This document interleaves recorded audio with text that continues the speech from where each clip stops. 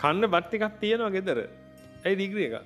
වෙන මොකුත් හින්දා නෙමෙයි පින්වතුනි. හැමෝම ඩිග්‍රී ගන්නවා. ඉස්සර මිනිස්සු දෑතේ රස්සාවක් ඉගෙන ගත්තේ පින්වතුනි බත් ටිකක් කන්න. දැන් ඔබ මට කියන්නේ රස්සාව කරන්නද ඔබ ඉපදුනේ නිවන් දකින්නද?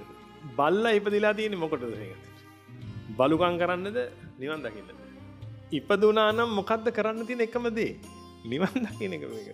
මේ ලෝකෙට පහළ වෙන කූඹියක් නිවන් දකින්න පහළ වෙන්නේ පින්වතුනි. නමුත් ඒකට නිවන් දැක ගන්න බෑ. ඒ හිතට දෘෂ්ටියක් ගන්න බෑ. ඒක නිසා පායනා කාලෙදී රෑදවල් මහන්සි වී කන්න දේ රැස් කරනවා. ඒකට කියන්නේ කූඹියා. ඒ වගේ තව අය කියන්න බලන්න.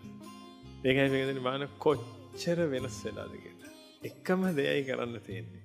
ඒ දේ හැරින් අනිත් ඔක්කොම කරනවා නේද බලන්න ලෝක සත්‍යය. ඕකයි කියන්නේ කාම ඡන්ද.